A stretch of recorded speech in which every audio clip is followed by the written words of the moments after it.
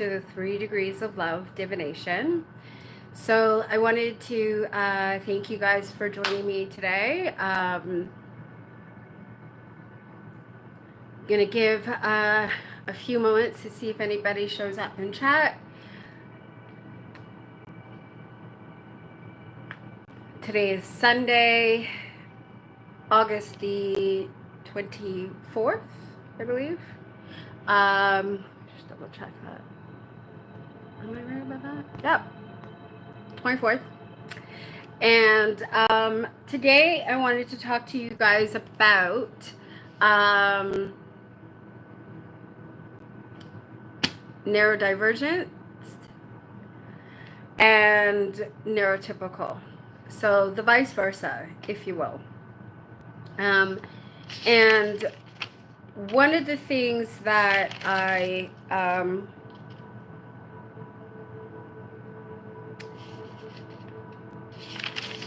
that was really coming up for me was the differences between the two, and to get a better understanding of what it's like for every individual. And of course, the thing is, it's not something that is set in stone, and it's also something that I feel like, even though what I'm gonna go over is sort of categorized in a way, I want people to understand that it can fluctuate for people. So it's not to say that all neurodivergents experience the same sort of struggles, and not all neurotypicals are the same either. And I feel like there's a little bit of a spectrum, and there can be a little bit of an overlap where that is concerned. And also, I mean, there's various factors that can, what's the word, sort of throw things off, in the sense of, hi, welcome, baby is the best, thank you for being here. I wanted to say that there are various factors that can sort of change things for people. Hi, thank you for being here. Welcome, engineering. Yeah, so for me, being a neurodivergent person can have its challenges, especially considering that many people, we live in a world where it's geared towards neurotypical. So based on that, actually,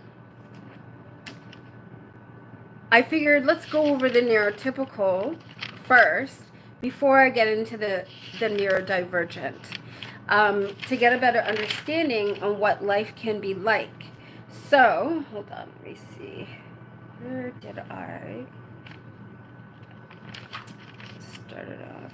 Okay, hold on, give me a second.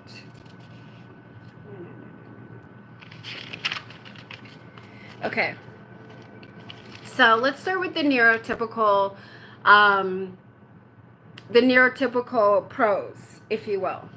So one of the things in my research that I was finding is that for those who are neurotypical, what are some of the pros? When it comes to social ease, well, of course, because society is built for those who are neurotypical, there's an easier time into fitting in more easily into mainstream social cues, conversations, and group settings. That has been one of the things that has presented itself. Fewer barriers. So in that aspect, you're less likely to face stigma, have misunderstandings, or discrimination in school, work, or relationships. Accessibility to most educational systems, workplaces, and daily environments, which are designed with the neurotypical needs in mind. The other thing is that I found is the idea of predictability. Predictability for neurotypicals sort of leaves and gives the ability to thrive in structured environments most of the time, without as much need for adaptation. Emotional recognition. So this comes to when we think about social interactions with one another. For neurotypicals, they're often able to read the other person and have an easier time with that. So picking up on things like social cues, picking up on facial expressions, body languages, tone of voice, with less effort. So it's not to say that a person who is neurodivergent cannot do these things. They absolutely can. It just may not be as easy to decipher. Lower fatigue. There's less likely of burnout when you're dealing with someone who is neurotypical, because navigating the world feels less draining, less intimidating, because the external systems that are made are aligned with their natural processing style. The cultural advantage with that is having easier access to leadership and opportunities,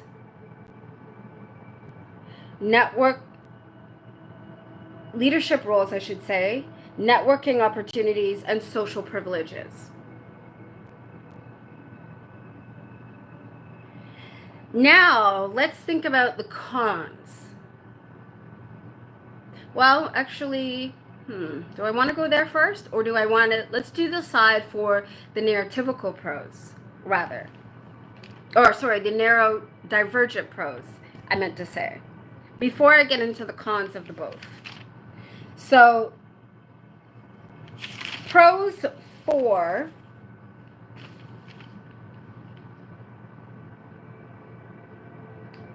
neurodivergence.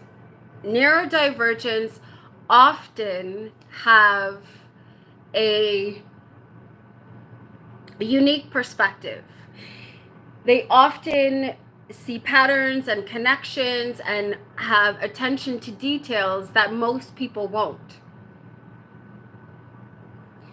And then and sort of unconventional ways of processing things that others, like neurotypical people, will often miss.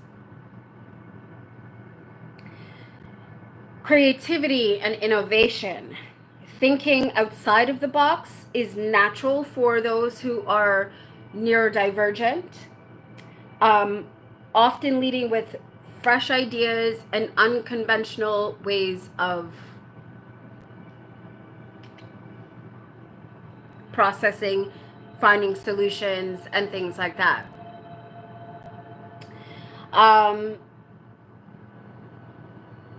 Having deep focus and hyper focus is something that is often something that a neurodivergent person will often fall into and can, especially when it's something that aligns with them. So, for example, for me, when I get, I can easily fall down rabbit holes when it comes to information, when it comes to, wanting to learn more about something. So, with this with 3 degrees of love divination, when I, got into the idea of divination, like I really fell into the rabbit hole, and it was like I became very consumed with learning all about tarot and oracle and the various ways of practicing divination. So it finds its way and can be something that becomes very intense. And sometimes people can get lost with the hyper focus.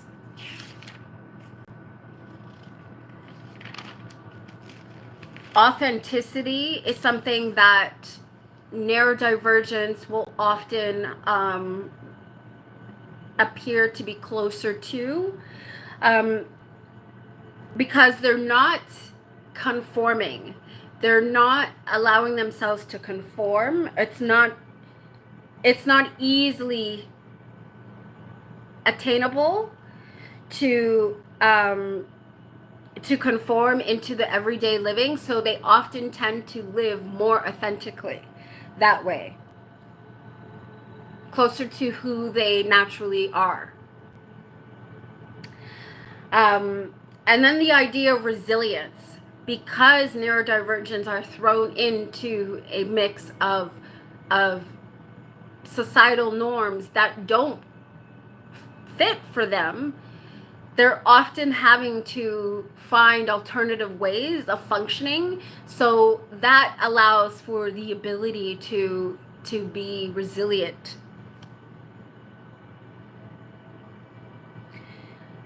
Having more empathy, being more attuned to empathy when, dealing with other people, having empathy for other people who may be similar to them, and just in general, right? Having a heightened sensitivity, this can make more for intuitive hits, both emotionally, spiritually, being more aware of what's unseen.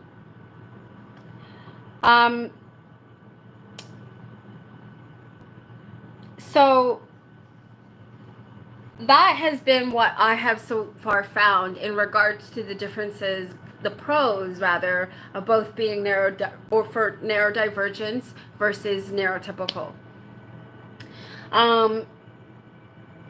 Now, for the cons,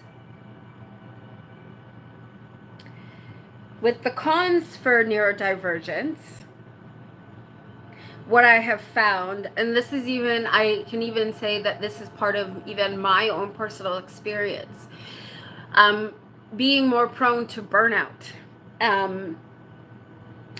having your energy drained because you're constantly attempting to mask in order to be accepting to within the neurotypical world, if you will. And I wouldn't say that this is going to be the same for every neurodivergent. Let me be clear on that. And also, it depends on the person's upbringing. It depends on trauma. It depends on, what kind of environment that they are living in. Because neurodivergence can thrive. Very much so. Given the right circumstances, the right support, and the right environment to do so.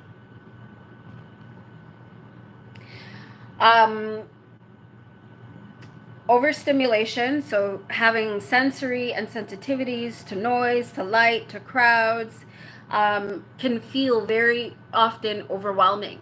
So a lot of neurodivergents tend to, keep themselves isolated a lot, because it's just easier to deal, if you will.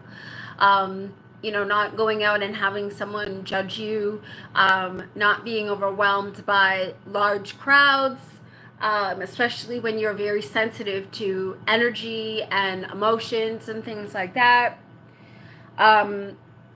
Often neurodivergents can struggle with motivation, with executive functioning. So starting, organizing, or finishing tasks may be something that becomes harder, even if you care deeply about it. So I think I may have made mention to this, and one of the things that I often find is, even now, I find myself struggling with getting to even start a task. Like the planning stage will go, and it's almost like I can't execute it until it's somehow perfect for some reason. So that sort of comes into the idea of perfectionism, and things like that, having the perfect circumstance. But the thing is, we're not perfect beings, and we're not living in a perfect world. So waiting for the perfect time to do things also, like, that's why it's considered a con, because it presents itself with, to losing out on opportunities for growth and for and progression of things, because it's almost like circling the drain. Almost, you're not quite making it there. You have the idea, but it's taking that step for action. And that's something that I have myself personally have found myself struggling with a lot. Always sort of seeking for the perfect opportunity or the perfect timing, or everything has to be just right. I also feel like that's also where, for me, the OCD that I struggle with has come in. And I know that has become something of sort of attached to my personality, because it's something that started when I was young. And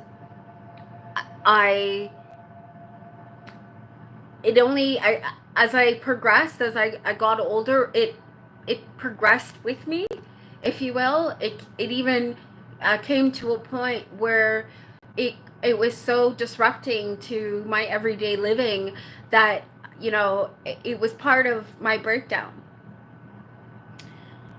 And yeah, so that was one of the some of the things that were coming up. Also, the idea of social disconnect, always running into having misunderstandings with people, feeling different, not being accepted, can create loneliness. So often finding myself very lonely, being misunderstood, or even overlooked, if you will. And so because of that, you tend to, it lowers your self-confidence. You find yourself, wanting to spend more time alone, because being alone feels safer. Even though there's a longing for connection, oftentimes the connections that we come into contact with still may not align, or we find ourselves trying to adapt to the social setting, if you will, which, when that happens, again, sort of leaves that inauthentic feeling, right? Feeling like you're masking who you really are. Emotional intensity, so having strong emotions, being triggered easily is something that I feel is one of the traits that, as a neurodivergent, I find that I often identify with. And then also finding it hard to regulate or even communicate my feelings clearly. And even if I feel it's clear, it doesn't come across clear to the other person. So that, that again sort of presents itself with that sort of that friction. The invisibility of struggle. So, and that sort of falls along the same lines as those who have disability. Not to say that being a neurodivergent is a disability, because it isn't.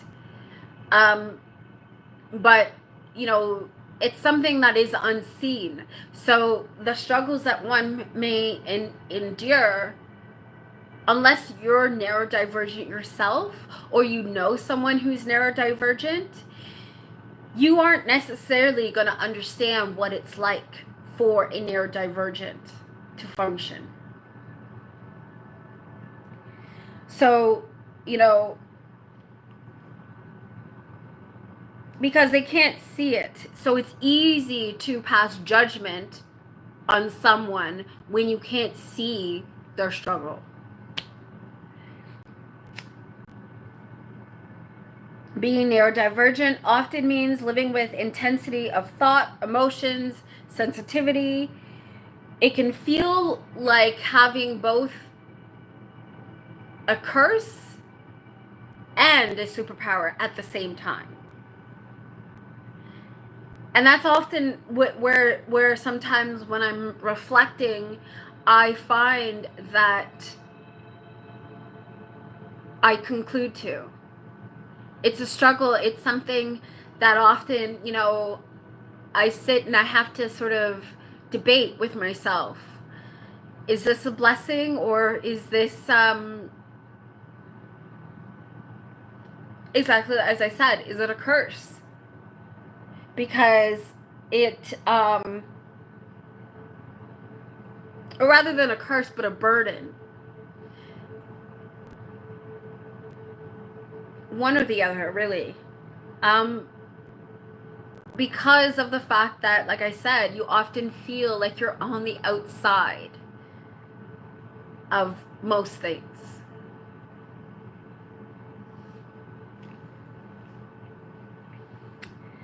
However, one thing that, like I said, that I have learned is that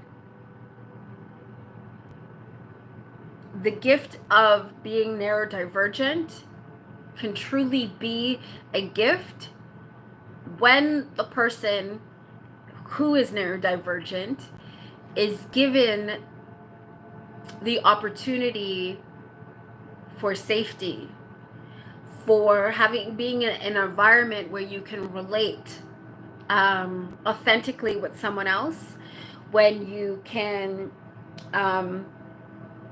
when you have the support that you need to thrive.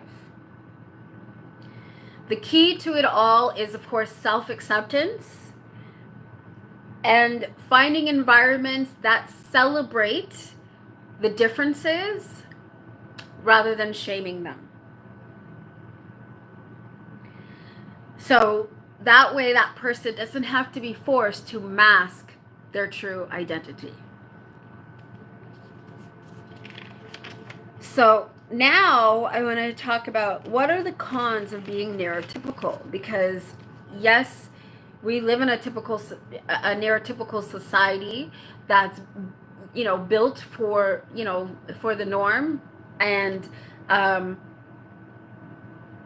but just like everything, there are cons to that too. One of the things that I've found is cons of being neurotypical is having less cognitive diversity. Maybe, but like I said, maybe, because I feel like we all can fall in a different spectrum, and I also want to believe that there are some people out there who for certain things might be neurotypical and other things might be neurodivergent. So it's not cut and dry. It's not 100% black and white. So take everything that I'm saying with a grain of salt, please.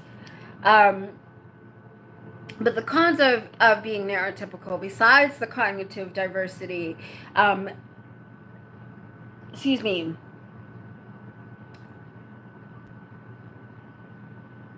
you're less likely to think outside of the box or challenge conventional ways of doing things.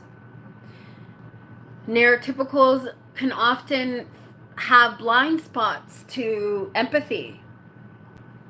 They can unintentionally overlook or misunderstand the needs of neurodivergence. There's a conformity pressure, so a greater tendency to go with societal expectations. Hi, thanks for joining. For those that are here, we're talking about and just joining. I'm talking about the differences between neurodivergence and neurotypical. Hi, welcome. So there's, like I said, a greater tendency to go along with society expectations, even when it may not align with the individual's personal truth. Having an over-reliance on social norms. May struggle more when social norms or structures shift unexpectedly, new cultures, or rapid change.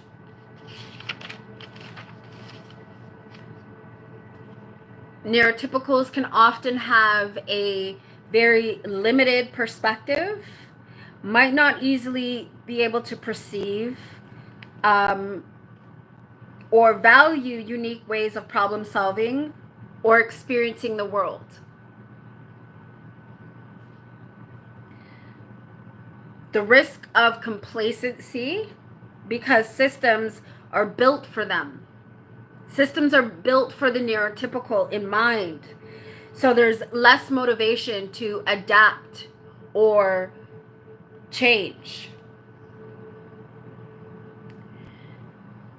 And neurotypical people often benefit from smoother integration into society,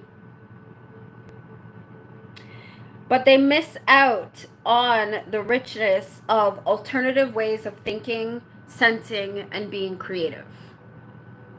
So those are the things that I have, found in regards to the differences between being neurotypical, being neurodivergent, and also in that I feel like in certain ways, depending on what your upbringing is, either your neurodivergent self was given the room to thrive and progress, or you were forced into ways that were neurotypical that you adapted to, and over time that became part of who you are. So that's why I feel like when I talk about the differences, it's not always cut and dry. It can be very fluctuating depending on what it is that a person may be going through. And also remembering that things like trauma, things like culture can also, like ethnic backgrounds and things like that can also play a role in how a person develops. So that was one of the things that, when it comes to getting together and, building a sense of community and, getting to interact with one another and other people, often I find myself sort of seeking people out who I feel have a sort of different way of thinking. And because I feel like it's easier to relate to someone who thinks differently than the norm than it is to sort of interact with someone who is considered typical, if you will.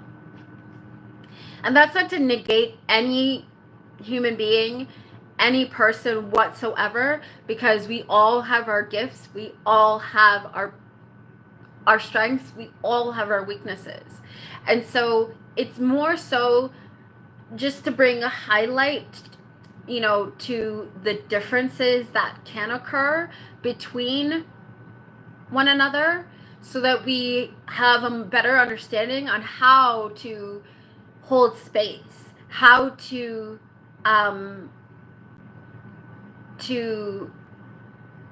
be more empathetic to someone else. We can't be empathetic to something that we don't really know much about. And, and I feel like that's the thing, especially in a world, in society where everything is go, go, go, go, go. No one is really taking the time, or has the time for that matter, to be able to slow down and really sort of reflect on these things and take the time to, to do their research, if you will. Especially if it's something that you can't relate to, or maybe you have no experience with. There's a lot of there is that lack of motivation to want to understand, because if you've never really come across it and it hasn't crossed your path, why bother? Especially when there's enough to still worry about in the world today. But that's the thing about living, is that there's always going to be something. And isn't it better to be informed accurately than to be misinformed and to pass judgment? Because in this carnation, down here on this plane that we live, we often find ourselves trying to engage in becoming judge, jury, and executioner. But that is the wrong way of doing things in life, because, well, there's the law of karma. There's, there's the old saying, when you live in a glass house, don't throw stones, right? He who hasn't sinned, of course this is biblical, but he who hasn't sinned shall cast the first stone. We are perfectly imperfect human beings for a reason, and we're down here to learn. And that's why I always say live, listen, and learn. That's one of my, my mottos, my hashtags, if you will, is live, listen, and learn. When we commit ourselves to living life authentically, when we commit ourselves to being open to listening,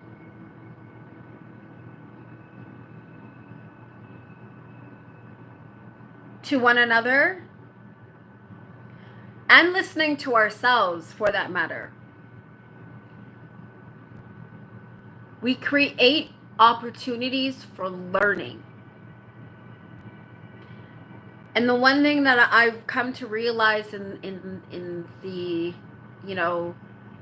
the decades that I have been alive so far, is that we don't ever really stop learning.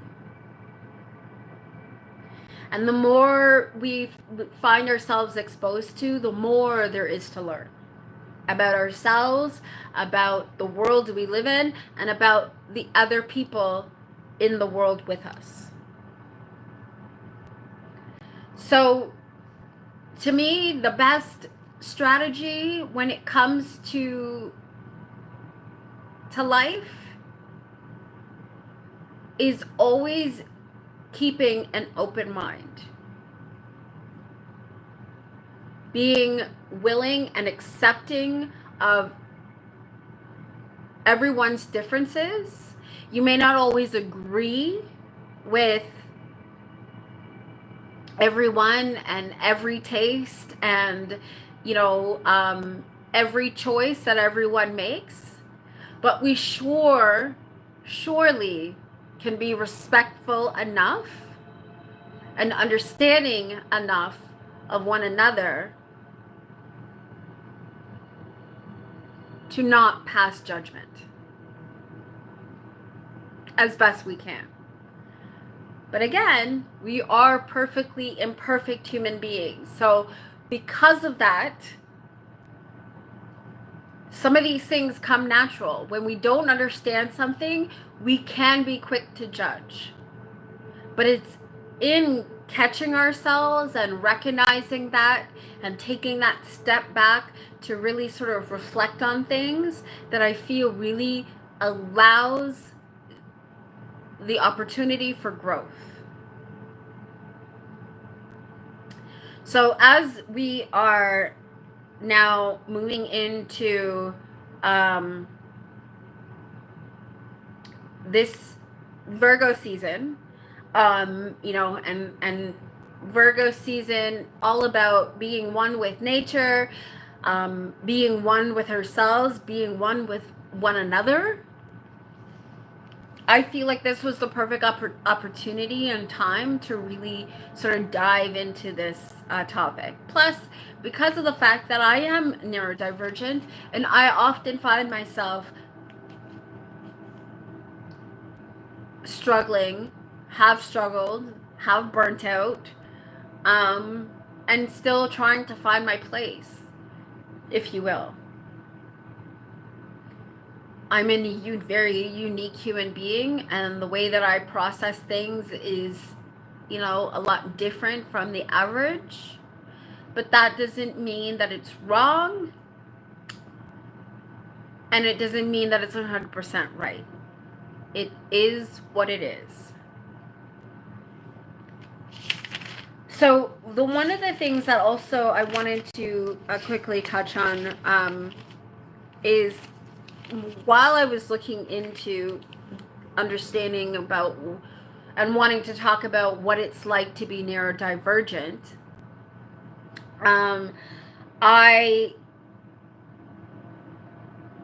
there was something that sort of came up, and it was the understanding of neurodivergence and spirituality, and so how would the two sort of link themselves together.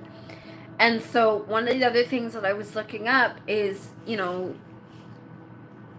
having a heightened, as a neurodivergent, having a heightened sensitivity to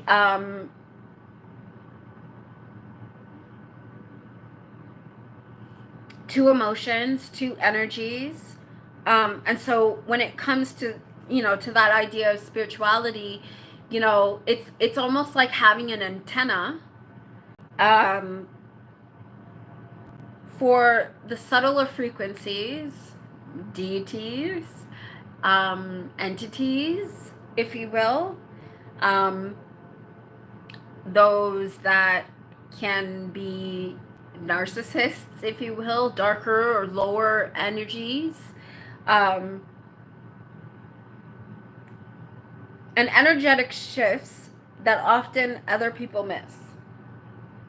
The brain wiring is different, which often leads to different spaces, different dimensions, and different ways of thinking. So stepping outside of linear thinking, having spiritual insight that often comes in a non-linear fashion, can be symbolic and intuitive. We can often hyper-focus on things, like I said, which can often become a form of meditation. So, like, for example, for me, as someone who is into tarot and divination and loves shuffling cards, I can find myself spending time shuffling for long periods of time without even realizing it, because it's I've hyper focused myself into it, that it becomes a form of meditation. And that was one of the things that, you know, when I realized that, you know, when it comes to the typical way of meditating, you know, sitting there with your legs crossed and you know, that kind of way, that was something that I never really could never found myself grasping or being able to do, or understanding how people did it. It was not until one time, I think, I went and I had my Akashic records read, and the spiritual leader that I had sought out for my Akashic reading told me that there are other forms of meditation, not just the typical. So I remember asking, I said, but oftentimes I find that, like, even like when I'm sitting and doing stuff, I often like shuffling and can find myself, excuse me, in a trance almost. And I was told that, yeah, that is a form of meditation. Dance is also another form of meditation, because you can get lost in the act of doing. So, and as you're doing that, it almost becomes second nature. So you're not even thinking about the action, you're just allowing your body, right, to free flow and move at will. So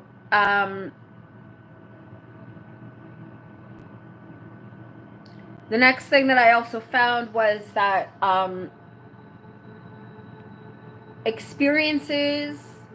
the threshold of experiences can often lead to overwhelm, sensory overload, or emotional intensity, which can often lead to burnout, breakdowns, but can also eventually lead to breakthroughs. So think dark night of the soul, if you will. Hi, welcome. Thank you for being here. Yeah, and so it's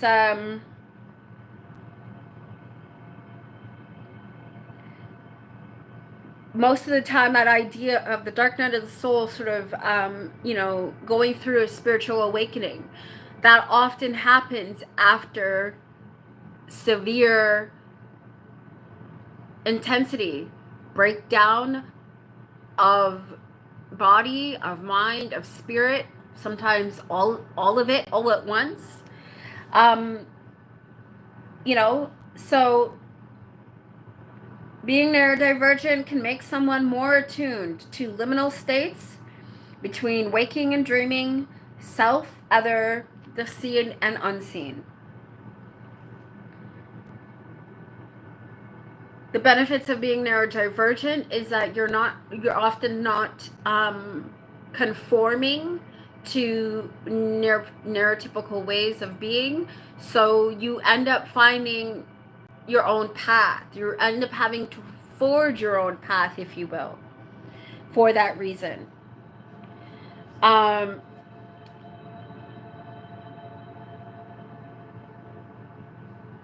as that happens, one of the things that can often happen, spiritually speaking, for neurodivergence is them often finding themselves down the path of specific archetypes. So archetypes of mystics, shamans, healers, those who will step outside of society norms to be able to bring back wisdom and understanding of things not normally understood.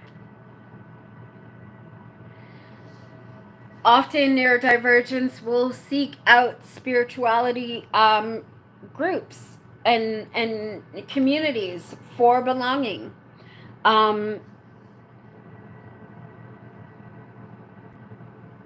Because they often cannot fit within the mainstream cultures.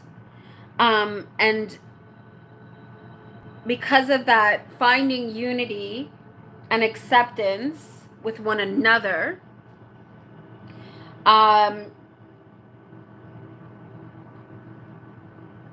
allows for the opportunity for acceptance of differences, exploration, and being able to live authentically. So that's pretty much what I had today in regards to the differences between being neurodivergent and sort of neurotypical. And, you know, given this new moon season of being, you know, of Virgo, I am a Virgo. So this is my season, if you will. So, you know, shout out to all my Virgo fellow Virgos who are either have birthdays now or coming up, right through into September. I stand with you. I love you. And thank you for being you. So on that note, I kind of just wanted to quickly pull a card. I'm going to pull a card from... Which deck do I want to pull a card from today? I'm going to pull a card from this beautiful oracle deck that I've been using just to close this out. And of course, I want to remind, you know, you guys that, of course, please, you know, like, share, and subscribe. Comment down below what you thought of the video. Comment down below, which category do you fit in? Are you a neurotypical? Are you a neurodivergent? Do you find yourself fitting into one or the other? Or depending on the situation, do you sometimes find yourself fitting into both, and why? Let me know in the comments down below. I would really love to learn and know more about, you know, those who are neurodivergent and those who are neurotypical. As a neurotypical person, do you know anyone who is neurodivergent, and what has that been like when interacting with them? Is there something that you've learned today about yourself, about someone else that maybe you didn't know before? And even based on the sort of the limited information that I have been able to, you know, give today in this video,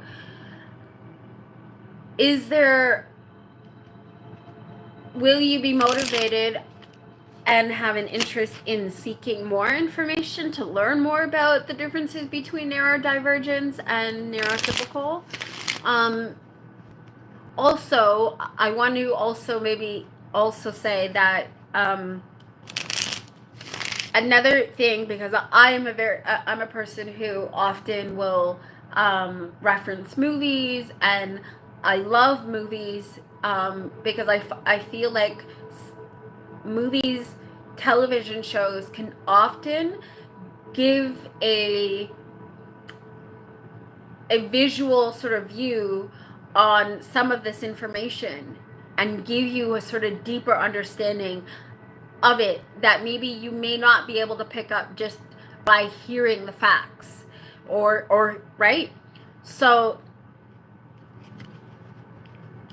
and that would be the Divergent series. I think it starts with Divergence, and I can't remember what the other movie titles are, but I will probably list it in the description box or even in the comments section, so that if you are interested in knowing more or even checking out the movies for yourself, you totally can. because I feel like that sort of has a very unique artistic spin and understanding of what it's like to be neurodivergent. So anyways, so I'm pulling today a card from the Botanical Inspirations, and this is a deck that you would have seen in one of my latest videos, maybe 2 videos ago, where I was going through my collections of decks that I currently have in rotation. So yeah, so thank you, Spirit. Thank you for this day.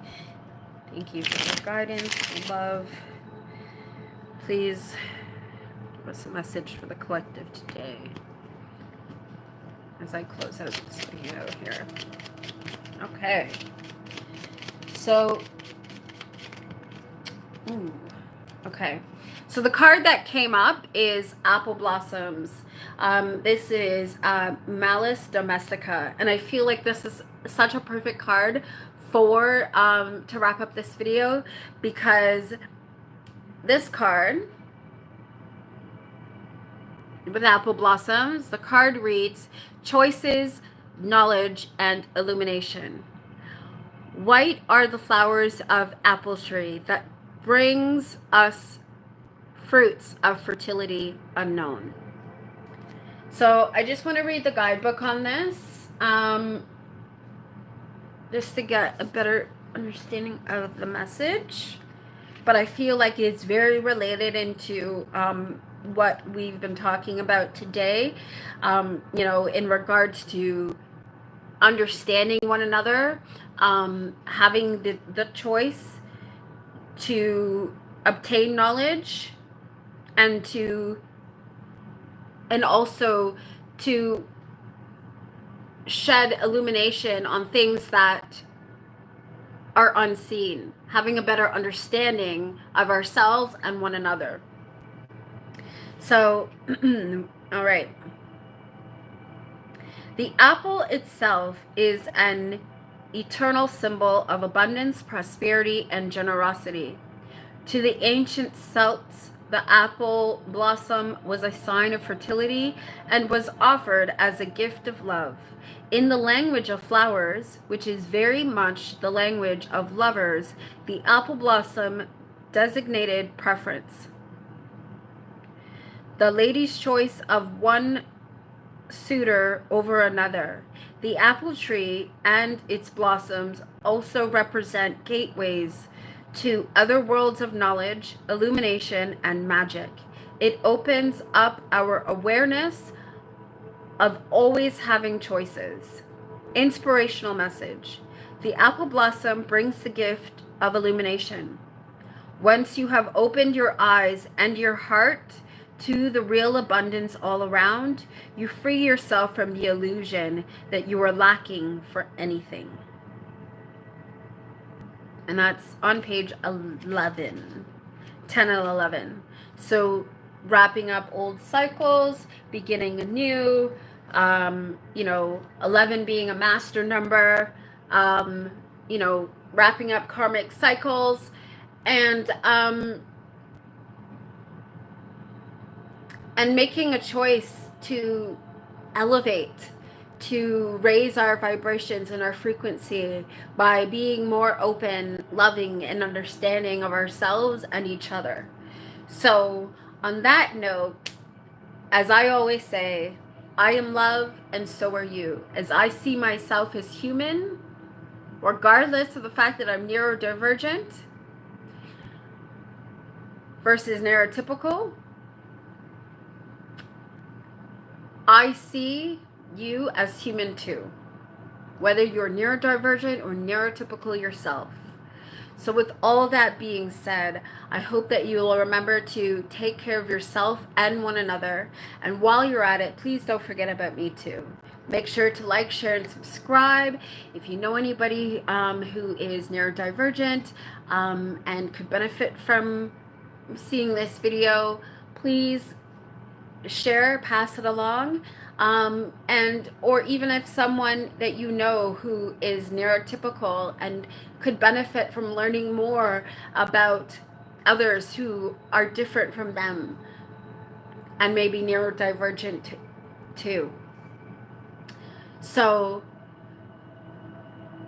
with all that, I want to thank you so much for those of you who have joined me today, whether you've popped in, whether you stayed any sort of length of time, or whether you are going to be watching this on playback. Thank you very, very much. And until we chat again, please, please, please remember to always check your privilege. And when I say that, I don't just mean your privilege as in culturally speaking, racial speaking, or even financially speaking, status in society speaking, but remembering the littler, less recognized sense of privileges that one may have over another. Check your privilege, mind your magic, and as always, don't forget to live, listen, and learn. I love you so, so much. Take care, everybody. Bye.